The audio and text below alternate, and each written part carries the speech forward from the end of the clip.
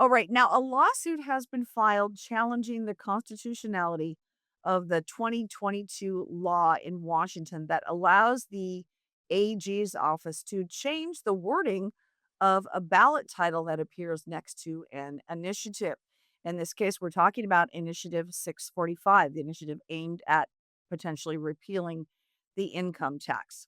So, this is what's called the PIID. This is the Public Investment Impact Disclosure, and that's required on ballot statements, but they're supposed to be neutral. It's supposed to not be something that says, if you pass this, the sky will fall. If you pass this, all these horrible things will happen. It's supposed to be a very neutral ballot statement. But the lawsuit challenge here and others contend that it's anything but neutral. And so Arthur West is the name of the gentleman who has filed.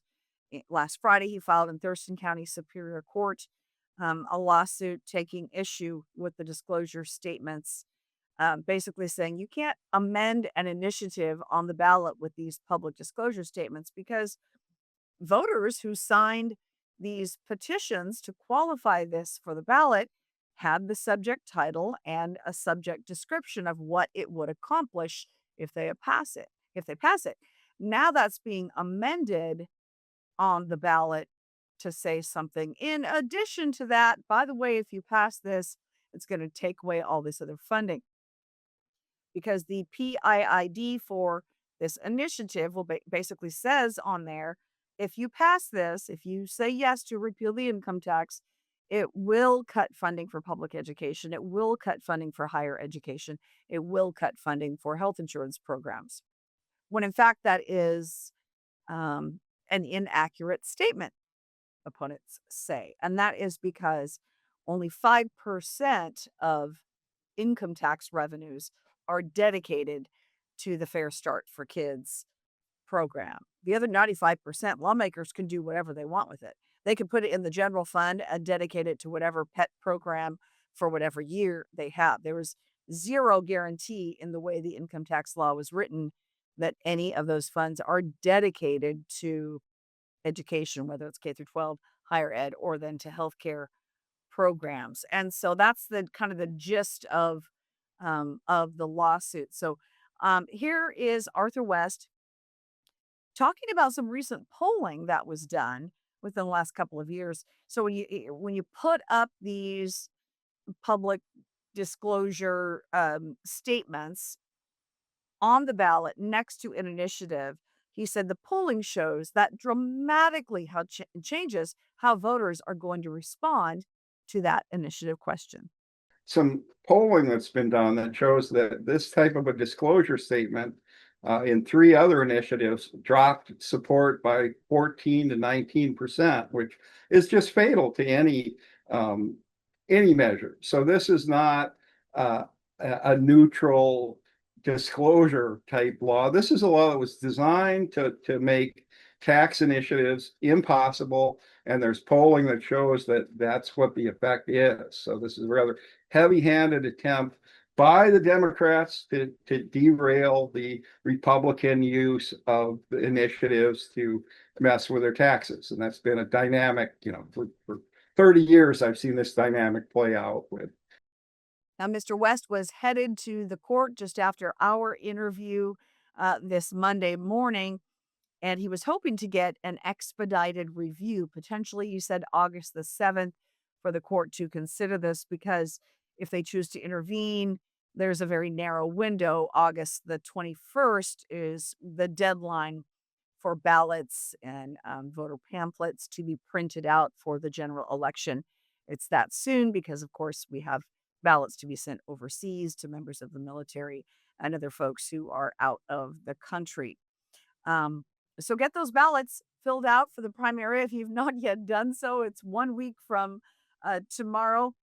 I wanted to tease you that I'm going to share part of an interview that I did today. I'm going to use it in tomorrow's episode of Washington Focus Daily with Julie Wise from the Office of King County Elections because I wanted to ask her. So, what a returns looks like so far, how great of a return you expect overall.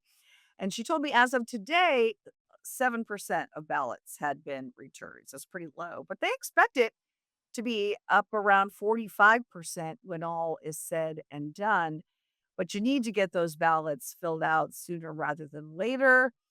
Um, yeah, I know a lot of folks have questions about the integrity of the election system, some questions based on what we found out about last week in New Jersey with all of the non citizens who went in to get uh, driver's licenses and then were automatically registered to vote. So I asked her about that. So I encourage you to check out tomorrow's episode for a lot more.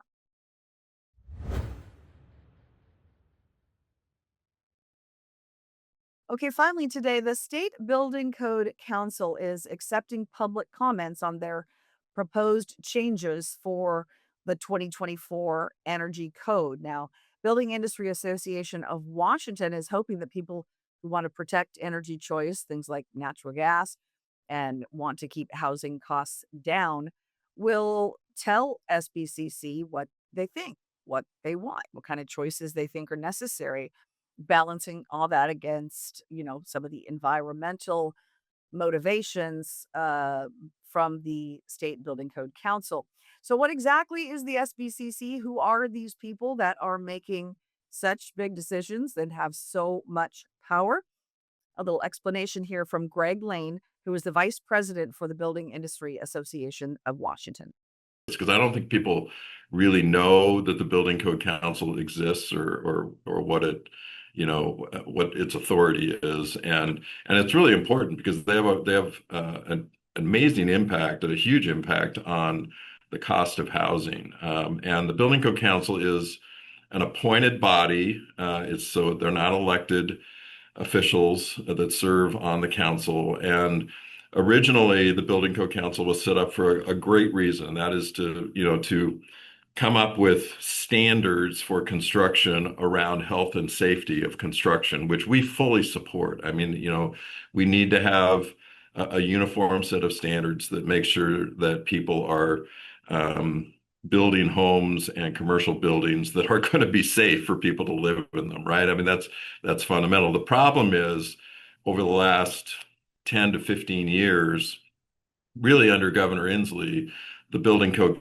Council was politicized, and they transitioned out of kind of that fundamental responsibility of health and safety and really got into energy efficiency. And Governor Inslee realized that, I can't get these policies necessarily passed through the legislature, so I'm going to use this body that I appoint people to appoint ideologues to serve on the Building Code Council and focus solely on the energy code and requirements around that. And so they have dramatically increased the energy code, what is now required of builders when it comes to energy efficiency in homes, which on face isn't a bad thing, but they have taken it to such a degree, and they never consider the cost associated with the changes that they implement. So even though they're required to do cost analysis based on those changes, they always just ignore them. And it's really not a consideration. And so over the since 2019, so over about the last 15, 16 years, they've added over $40,000 to the cost of every new home that is built in the state of Washington, just with the increases in the energy code changes alone. We now have some of the highest energy code requirements in the entire country, and every increase that they make adds thousands of dollars to the home, but it's just this incremental savings in terms of energy efficiency. And so for homeowners, they pay all this up front for those costs, and then they never see a return on those investments in terms of energy efficiency and energy savings in their energy bills. So BIAW went through some of the proposed energy code changes that are being considered and kind of rated them from these are great, these ones are okay if they make some changes, and these ones are really bad, ones they call the worst. And the worst, according to BIAW, is the fact that SBCC is still looking to discourage and penalize natural gas furnaces. If you, like me, have a natural gas furnace, this is not good news. Eventually, they want to force people to replace those. Or when you go to sell your home, you have to account for the replacement cost to put in an electric furnace for the person purchasing your home. The seller, would be on the hook for that. So it effectively requires these efficiency targets for buildings based on what type of fuel you're using. Now, electric heat pumps get a lot more credit. They get twice the additional credit requirements, according to BIAW. And this, I should remind, is beside the fact that voters passed Initiative 2066. That was to retain natural gas as an energy choice. And that came as a result of the state really moving in this direction to ban natural gas. But you may recall then voters, again, overwhelmingly approved that measure. And then it was challenged. The constitutionality of that measure was challenged in King County Superior Court. And a judge found that she believed it violated the single subject rule and that voters might have been confused by what they were voting on. So then it went to the state Supreme Court and there were arguments.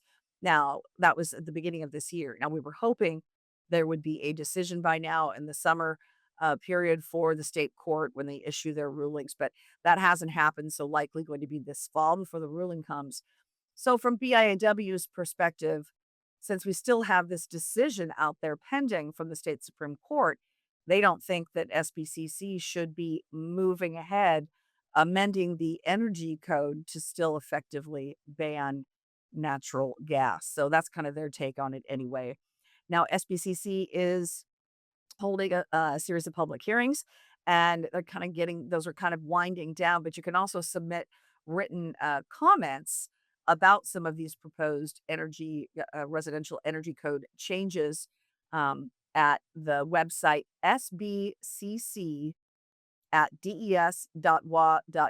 Now, if that was too much to get, I'm putting up an article this afternoon on the Center Square Washington's page. We'll have a link to where you can provide those written comments for the State Building Code Council. And again, with the deadline of August 7th, we've got just until a week from Friday when those comments will be accepted. So that's a wrap on today's episode of Washington in Focus Daily. Always appreciate you watching. Please like and subscribe to our podcast. That helps us out. Really appreciate you watching as always. And we'll see you again, I hope, on Wednesday.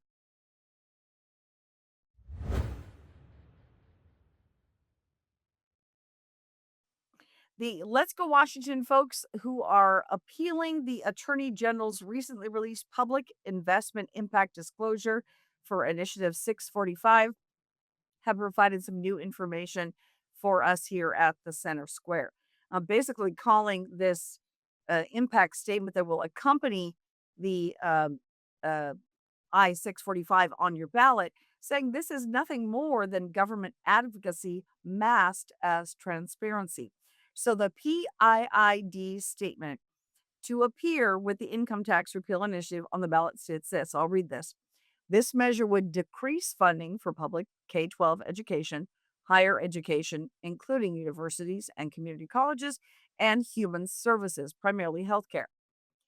But according to Let's Go Washington, that is not accurate at all because nothing is being cut from programs by voting yes for Initiative 645. Now, remember, this is the millionaire's tax that will, for 2028 earnings to be paid in 2029, take 9.9% of earnings above $1 million or combined household earnings above $1 million.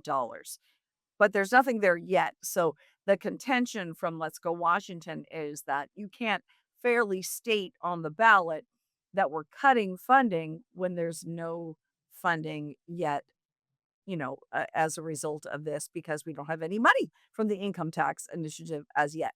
So here is Darren Littell in a Tuesday interview with the Center Square. It was pretty clear that right off the bat, it's not accurate because nothing is being cut from programs in through by voting yes for Initiative 645. All the funding is there, and the only thing that we're cutting is an income tax. So Initiative 645, the only thing it cuts is an income tax, and it's speculation as far as potential future impact. And the way that the PIID is written, it's supposed to be for actual impact. And so if you look at what 645 does, the only thing is it cuts a $10 million plus government bureaucracy from being set up. So, in fact, it saves money for folks and it returns it to the budget. And so the statement should actually be saying that this is going to increase funding for the general fund in Washington State. And so that's what we filed our appeal for, and we're looking forward to having the hearing.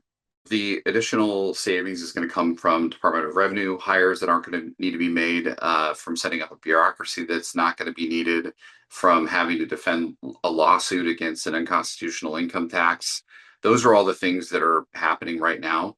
Those are the only things that have actual appropriations tied to them from the 2026 budget. And so everything else is just speculation. And the state has held over and over again that you can't hold a future legislature to what is currently going on. And so anything that's speculation shouldn't be there. And the other thing that I think is important is, I don't know, it just doesn't make sense. You cannot cut money that doesn't exist. How can you possibly cut a budget that doesn't exist, funding that doesn't exist? But the PIID and the way that the Attorney General wrote it, they're pretending like this tax has already been enacted. It's been bringing in money for years. It's just not the case. It's still 2 years away from being in law enacted. Now, Littell at LGW argues that ultimately the repeal of the income tax measure will save taxpayers money. And he's talking about the savings that would come from the Department of Revenue investments. Right in the bill for the income tax initiative, 6346, says they have to hire a bunch of folks to work at the Department of Revenue. Folks that will have to, figure out when folks are paying this, millionaires that are paying this tax, they have to figure out how much they owe, where that goes. So there's a whole giant fiscal note attached to this. So their contention is that if we don't have to hire those folks, we're going to be saving money. We also don't have to pay for hiring attorneys to defend the income tax in court. You're probably well aware there's already a constitutional challenge to the income tax. So the contention from Let's Go Washington is it's ultimately going to save money to repeal this because you won't have to hire all these people for the Department of Revenue, and you won't have to pay a bunch of taxpayer funded attorneys to fight this. And so, as we reported last week, there is a lawsuit challenging the constitutionality of the PIID law that was passed in 2022 that places an impact disclosure statement alongside ballot initiative. So we'll be following that. That was filed by Arthur West on July 24th in Thurston County Superior Court. He is seeking expedited review for that. He told me he was hoping for an August 7th court date potentially, because remember, it is by August 21 that language has to be finalized on the Washington ballots for November. And so all this has to be, played out pretty quickly in the courts for any of these challenges. So Littell at Let's Go Washington told me he believes that voters are smarter than the AG's office contends, because the AG's office says we got to put these PIIDs up because voters don't understand that if they repeal the income tax measure through this initiative, that they're going to be impacting state budgets.